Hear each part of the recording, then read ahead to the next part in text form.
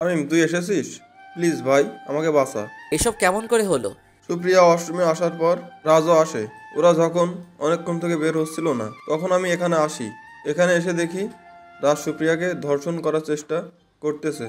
এক পর্যায়ে রাজ সুপ্রিয়াকে ধাক্কা মারে, আর দেয়ালে ধাক্কা লাগার কারণে সুপ্রিয়া অজ্ঞান হয়ে যায়। রাজ তখন সুপ্রিয়াকে আবারও ওই অবস্থায় আক্রমণ করে। আমি বাজাতে গেলে রাজ তার কোমর থেকে চাকু বের করে আমাকে মারতে আসে। আমি ওর হাত থেকে চাকুটা কেড়ে নেওয়ার অনেক চেষ্টা করি, কিন্তু নিতে পারি না। ঘোড়াধোড়া লেগে যায় আমাদের দুজনের। আর সেই সময় কেমন করে যে দুইবার ওর পেটে চাকু ঢোকে আমি বুঝতে পারি না। আর রাজ এখন মারা গেছে। তুই এটা কি করেছিস? তোর বাবা মা জানতে পারলে তাদের মান সম্মান থাকবে? আর সুপ্রিয়ার বা কি হবে? একবার ভেবে দেখেছিস তুই? একমাত্র তুই আমাকে বাঁচাতে পারিস ভাই। কেমন করে? দেখ ভাই, এই খুনটা তুই করেছিস বলে সবাইকে বলবি। আর আমার আব্বু যেহেতু জজ, সেহেতু তোকে আমি বের করতে পারবো। আর আমি পরে আব্বুকে সব বলবো। না, পারবো না। আমি এসব ঝামেলা কাঁধে নিতে। দেখ ভাই, সুপ্রিয়া এখন আমাকে অনেক ভালোবাসে। আর সুপ্রিয়া আমাকে ছাড়া বাঁচবে না। আমার আব্বু এই ভার্সিটির একজন সদস্য। আবার আমার আব্বু একজন জজ, তার একটা সম্মান আছে। আমাকে নিয়ে আমার আম্মু আব্বু স্বপ্ন দেখে সুপ্রিয়া তোকে হারিয়ে আমাকে পেয়ে নতুন করে বাঁচতে শিখেছে। এখন বল কি করব? তাই বলে মিথ্যা খুনের আসামি হব আমি? দেখ শামীম, তুই আমার বেস্ট ফ্রেন্ড, সাথে তোকে আমার ভাই মনে করি। আমি যতটুকু জানি, একজন বন্ধুর জন্য তার নিজের জীবন কুরবানি দেয়। আর তার উদাহরণ তো তুই নিজে। তোর এতিমখানার বন্ধুকে সুখে রাখতে আজ নিজেই তুই কতটা কষ্টে। তাই বলে আমি? তোর তো সামনে পিছন কেউ নাই, তোর তো পিছুটান নাই। আর আমি তো তোকে বললাম তোকে বের করব। আর আমার বাবার অনেক টাকাও আছে, সাথে তো সুপ্রিয়া আছে। এত চিন্তা করিস কেন তুই? না না, আমি পারবো না এসব। ও ঠিক আছে রে, ভালো বুঝলি আমাকে তুই। তোকে নিজের চেয়ে বেশি আপন ভেবেছি, নিজের ভাই বলে বুকে টেনে নিয়েছি। যেখানে ভার্সিটির কেউ তোকে আপন করে নিতে চায়নি, সেখানে আমি তোকে আপন করে বুকে রেখেছি। তোর জন্য কত কী করলাম, আর তুই আমার জন্য এতটুকু স্যাক্রিফাইস করতে পারবি না? আজ তোর কাছে আমার বন্ধুত্ব মূল্য চাই, দিবি না আজ মূল্য আমাকে? একজন মা বাবার স্বপ্ন পূরণ করতে দিবি না? একটা মেয়ে আমাকে তার নিজের জীবন মনে করে, তাকে বাঁচাতে দিবি না?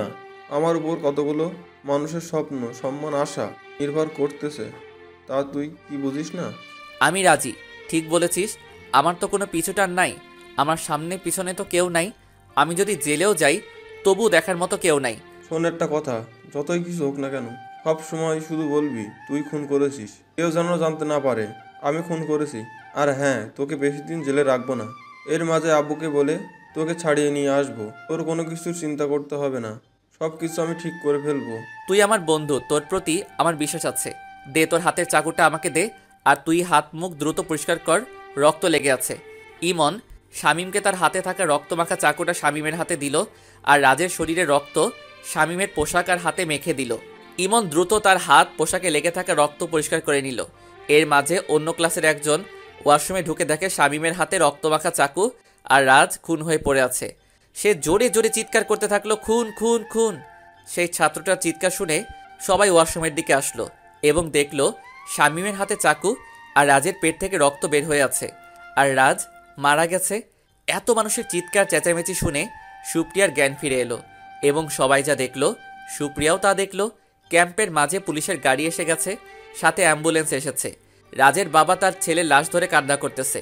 ইমন আর সুপ্রিয়ার বাবা তাকে সান্ত্বনা দিতেছে। রিমি তো পুরাই অবাক হয়ে গেছে। আসলে এখানে এসব হলো কিভাবে? সুপ্রিয়া শামীমের দিকে ঘৃণার দৃষ্টিতে দেখতেছে। ইমন কাউকে এখন কোনো বলতে পারতেছে না। তখন রাজের বাবা দৌড়ে এসে শামীমের শার্টের কলার ধরে বলতেছে, এই ছোট লোকের বাচ্চা, আমার ছেলে তোর কি ক্ষতি করেছে যার কারণে আমার ছেলেকে খুন করলি? তখন শামীম ইমনের দিকে তাকালো। ইমন চোখের ইশারায় শামীমকে কিছু একটা মিথ্যা বলতে লাগলো।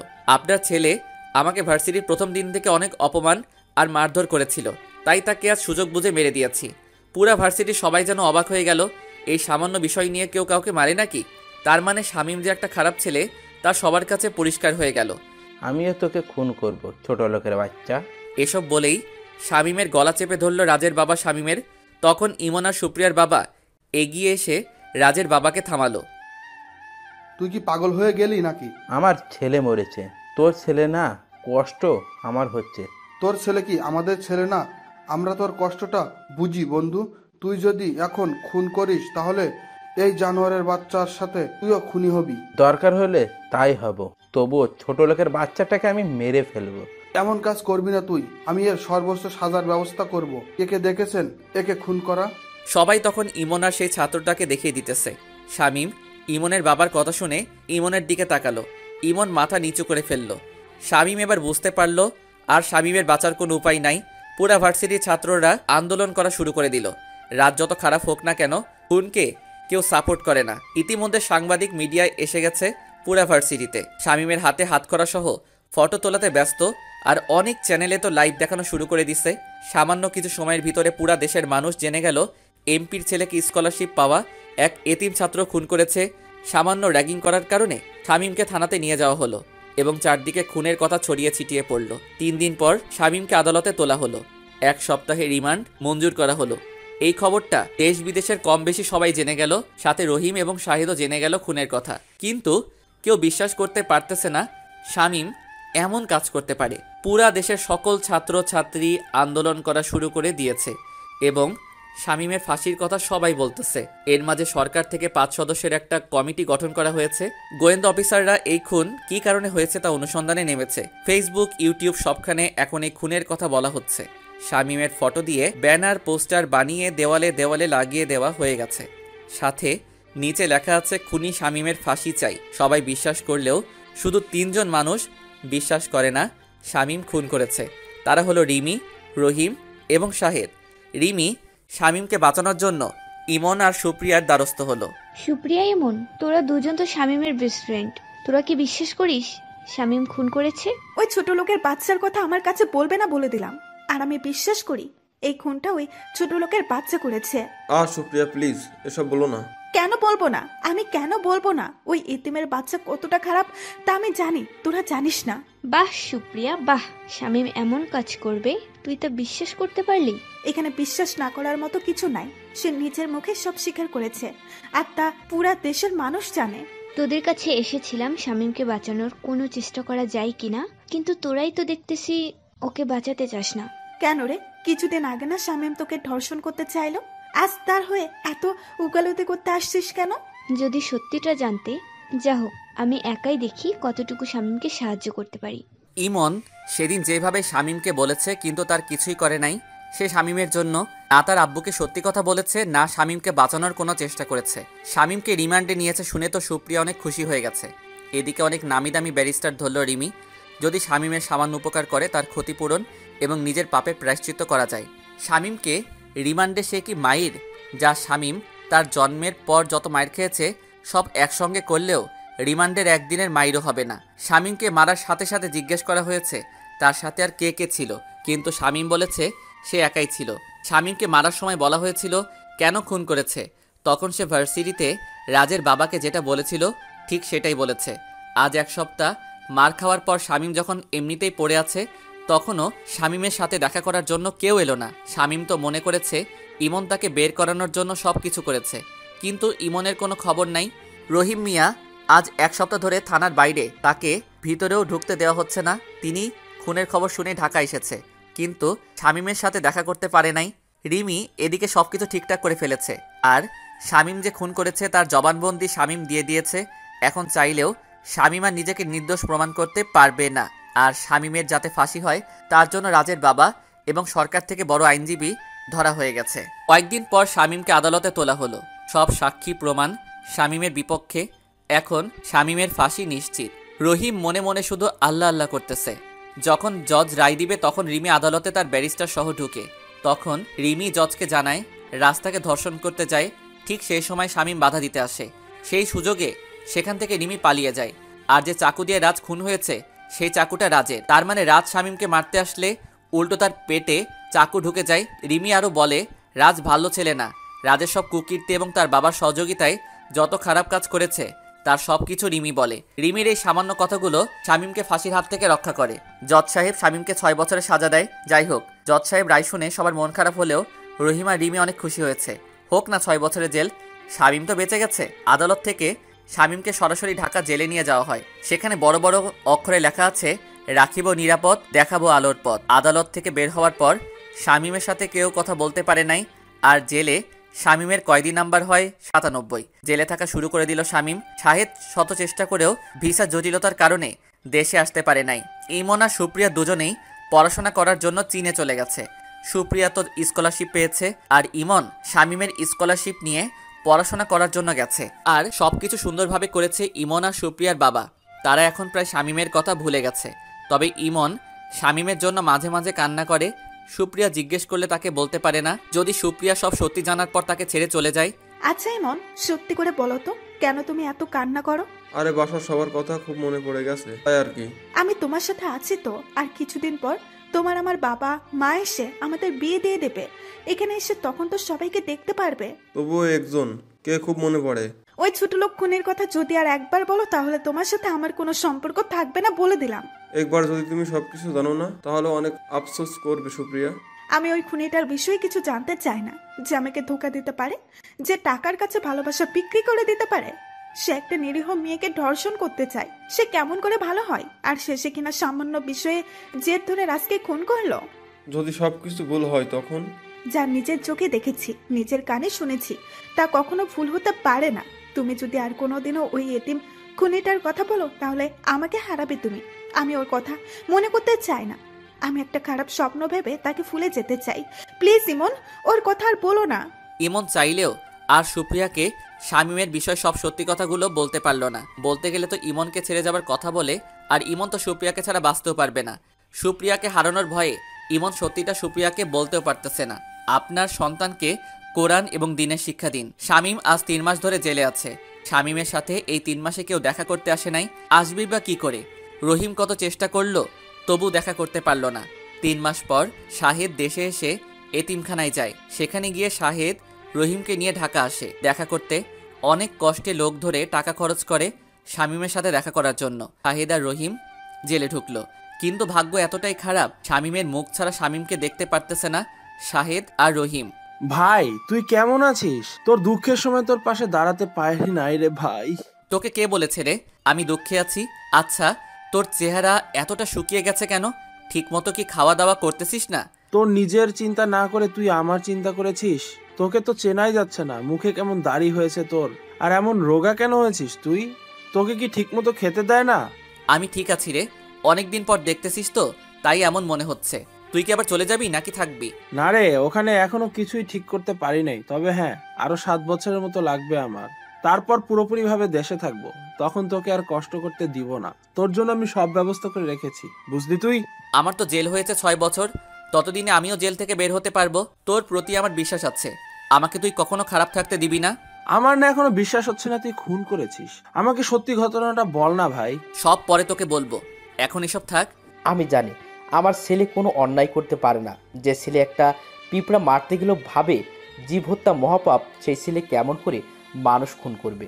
আব্বা ওসব বাদ দাও, এখন বলো ইমন আর সুপ্রিয়ার সাথে দেখা হয়েছিল তোমার? তোকে যেদিন রিমান্ডে নেই তখন ওদের সাথে দেখা করতে যাই, কিন্তু তোর কথা বলাতে সুপ্রিয়া মেয়েটা অনেক ক্ষেপে যায়। তারপর একদিন গিয়েছিলাম, তখন শুনেছি দুজনেই নাকি পড়াশোনা করার জন্য চীনে গেছে, আর ইমন নাকি তোর স্কলারশিপ নিয়ে চীনে গেছে সুপ্রিয়ার সাথে। আর আদালতে যে মেয়েটা তোর হয়ে সাক্ষী দিল সে বলেছে কিছুদিনের মাঝে নাকি ওরা দুজন বিয়ে করবে। কিছুদিন বলতে? 1 বা 2 বছর পর বিয়ে করবো ওরা। এই ইমন আর সুপ্রিয়া কে আব্বা?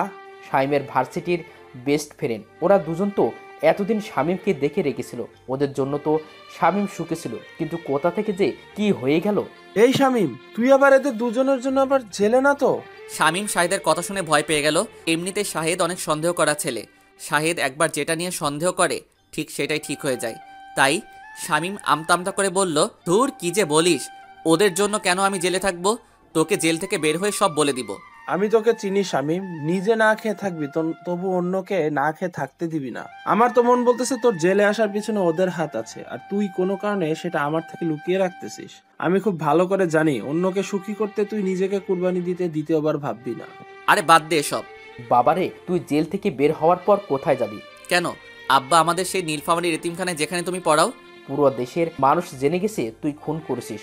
তোর ফটো বড় বড় করে ছাপিয়ে পোস্টারে দিয়েছে পত্রিকায়। তোর ফটো আছে, সবার মনে গেঁথে গেছে তুই।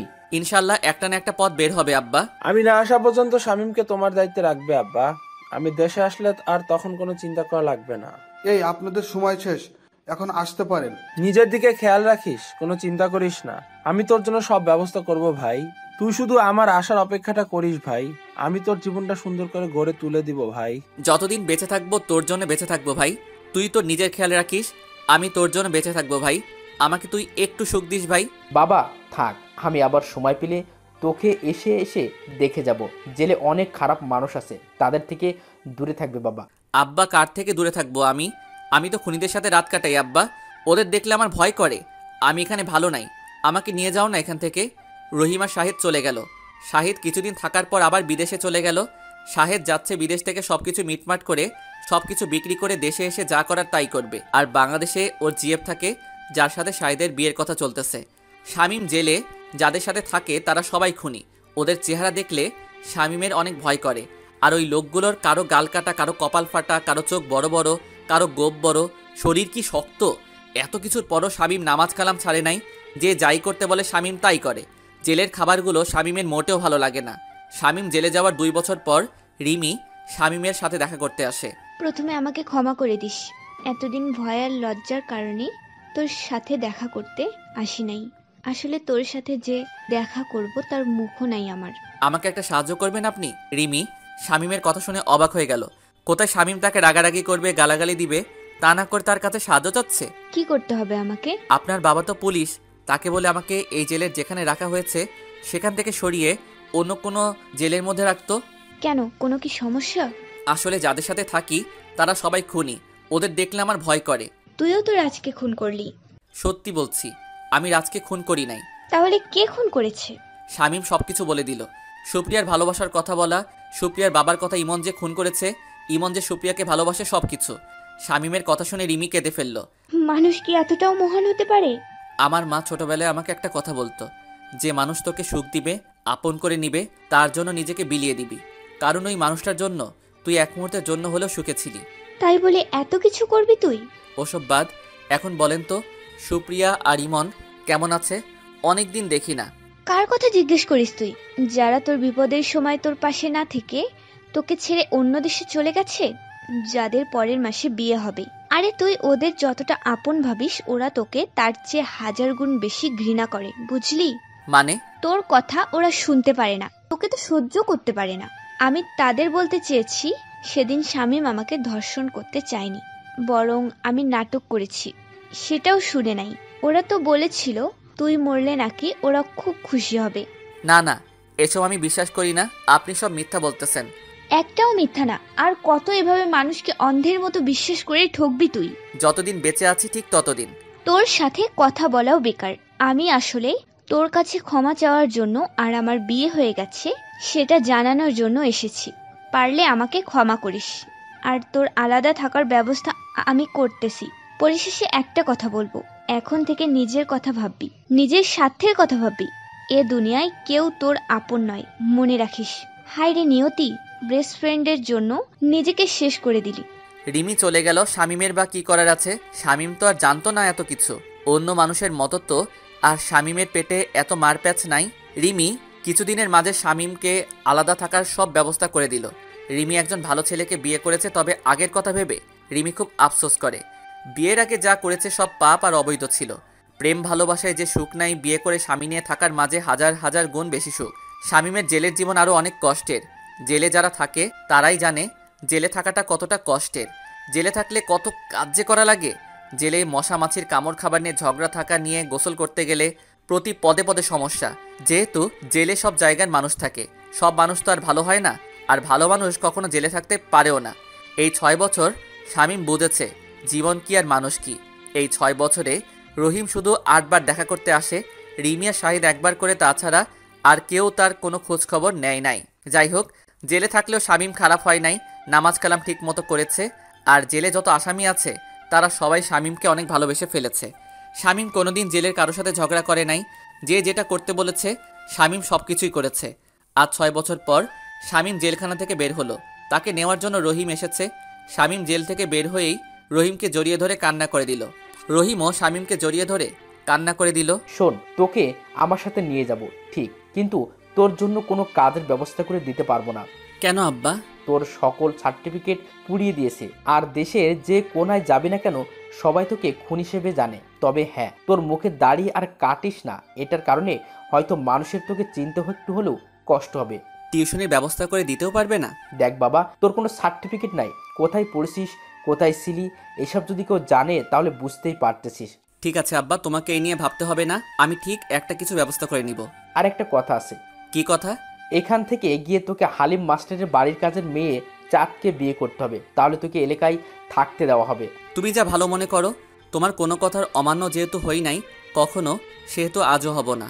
রহিম বুঝলো এখনও সে আগের মতো বোকা থেকে গেল শামীম। একবার জানতেও চাইল না চাঁদ দেখতে কেমন, ভালো হবে না মন্দ হবে। রহিম ঢাকায় নীলফামারীর কিশোরগঞ্জ মাগুর আসার বাসের টিকিট কাটলো দুজনের জন্য। অনেকদিন পর প্রাণ ভরে নিঃশ্বাস নিতে থাকলো শামীম। এতদিন পর মনে হয় শামীমের দেহে প্রাণ ফিরে এলো। শামীমের মনটা আনন্দে ভরে উঠল। চাঁদ আবারও ফিরে এলো। এবার হবে চাঁদ আর শামীমের মূল কাহিনী।